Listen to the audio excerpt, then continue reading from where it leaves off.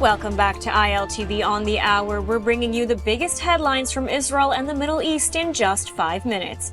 I'm Ladar Lazi, and let's get into the top headlines of the hour. The Iranian-backed Houthis out of Yemen announced that their chief of staff, Mohammed al-Ghamari, has died just 1 week after Israeli airstrikes targeted him in the capital of Sana'a. Shortly after the announcement, Defense Minister Israel Katz confirmed the news. The Houthis did not provide any details of his death, but Arab media reported that he was killed in an Israeli airstrike at the end of August. It remains unclear if he was killed instantly or died later from his wounds.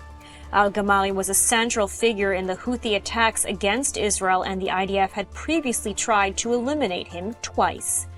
In the statement, the Houthis said the conflict has not yet ended and said they would punish Israel. Meanwhile, 2 official state memorial ceremonies were held today at Mount Herzl in Jerusalem in the presence of the Prime Minister.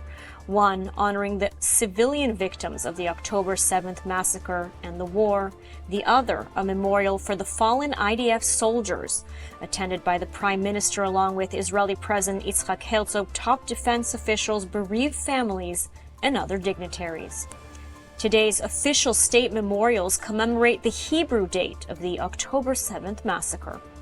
At the memorial, Prime Minister Netanyahu said that despite a declaration that the war is over, Israel has not yet completed its war objectives, but he vowed that Israel will complete a full victory over Hamas.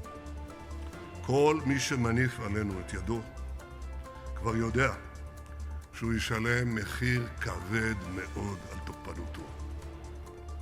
אנחנו נחושים להשלים את הניצחון שישפיע על סדרי חיינו לשנים רבות.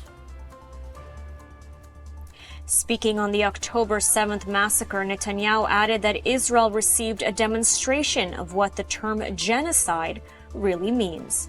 Not the fictitious genocide like the anti-Semitic blood libels hurled at Israel, but the massacre on October 7th, which he said was a monstrous genocide in every sense, a merciless slaughter of babies, children, adults, and the elderly. The Prime Minister also praised the IDF soldiers and said that Israel stands at the front line of the clash between barbarism and enlightenment, between endless cruelty and humanity. And today marks the 1-year anniversary of the death of Yahya Sinwar, the Hamas leader responsible for planning and orchestrating the October 7th massacre, and the man responsible for all the death and destruction in both Israel and in Gaza that ensued. On the occasion, the IDF released a new photo of his elimination by the army. Meanwhile, the ceasefire in Gaza has entered its 3rd day, but Israeli officials are warning the war is far from over. Humanitarian aid convoys have resumed and some hostage bodies have been returned, but there are growing doubts about Hamas's compliance with the agreement. Inside Gaza, Hamas is consolidating control, cracking down on local clans, targeting alleged collaborators, and reasserting authority in urban areas. Hamas has reportedly killed the wife and 2 children of a former Palestinian Authority intelligence officer in Gaza. Gazan media say Hamas fired an RPG at the family home in Sejaiya, east of Gaza City. The husband was suspected of forming armed groups linked to the Palestinian Authority, and his fate is unknown. The attack is part of a broader Hamas crackdown, with reports of dozens of executions of Palestinians accused of opposing its rule. Meanwhile, hundreds of thousands of Gazans are cautiously returning to their homes amid widespread destruction, limited services, and ongoing security threats.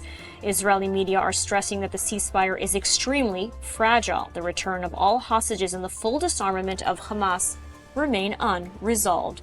Officials warn that Israel could resume military operations if Hamas fails to meet its obligations, a situation closely watched by international mediators led by U.S. President Donald Trump. And those are the latest updates at this hour. I'm Ladar Lazi. Thanks for watching.